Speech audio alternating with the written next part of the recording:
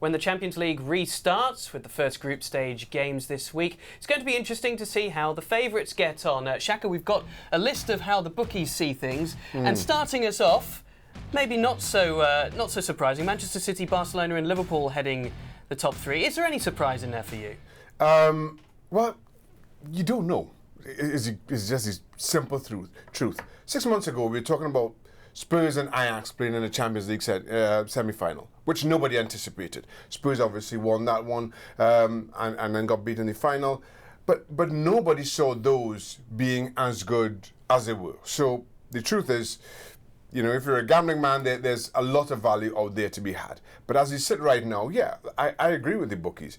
City and Liverpool are the strongest. I think the only concern around Liverpool is, as defending champions, we all know how much they want to win the domestic title in England. Maybe the Champions League takes a little bit of a backseat to the domestic league.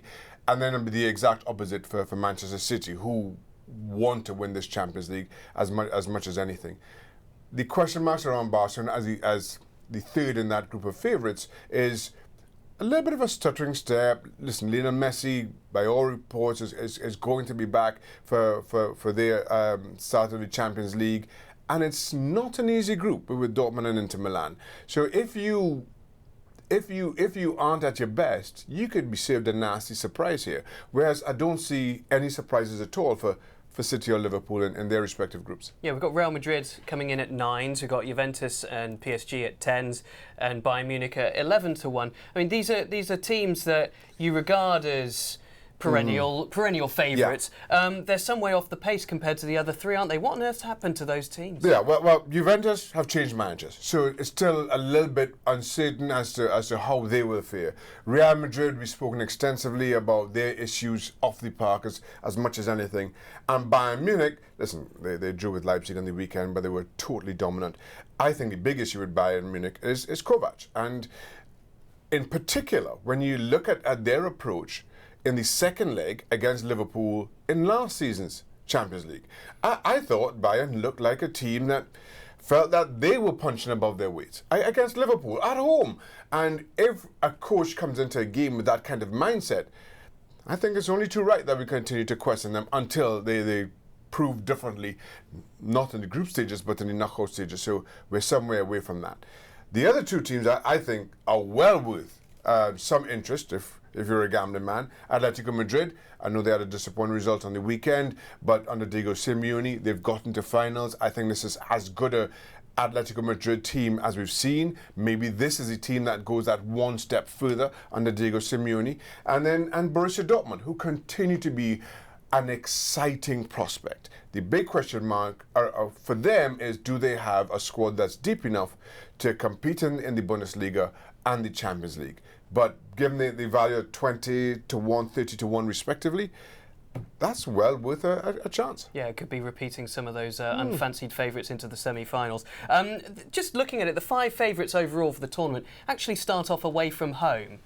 But when you talk about the challenges that they're going to face domestically and internationally with the Champions League and having to prioritise, that prioritisation has to happen sort of around March and April time. It's not going to happen now. You don't seriously think that maybe an upset in one of these opening games with, say, a Liverpool and Napoli, or maybe a Barcelona and a Borussia Dortmund, that's not, or Juventus even, that's not going to change the odds wildly for you? No, I don't think it will. Listen, as we sit right now, I think all 5 of those teams will go through. And it's when you get to the latter stages over 2 legs where not only are you playing against better opposition, but the margin for error contracts significantly.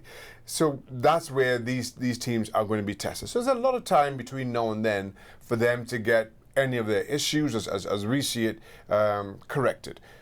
But again, I will say this: Barcelona, as much as I have them, and rightly so, as one of the favourites, Inter, who've started well under Antonio Conte, it won't be any type of a pushover with them, and also Dortmund similarly have a surprise. We've seen them consistently punch above their weights. That for me is going to be telling as Barcelona continues to maybe wait for the dust to settle after a transfer window that had the arrival of Antoine Griezmann, which was great, but then we're still somehow talking about the non-arrival of Neymar. Right, okay, so watch out, Barcelona. Yes. But you should be okay. That's the word of Shaka. We'll see who ends up on top, of course, at the end of this mammoth competition, but an exciting time for European football fans as the Champions League restarts. Make sure you join us here at ESPN FC for the full coverage. Thanks so much for watching ESPN on YouTube, and for more sports highlights and analysis, be sure to download the ESPN app, and for premium content and live streaming, subscribe to ESPN Plus.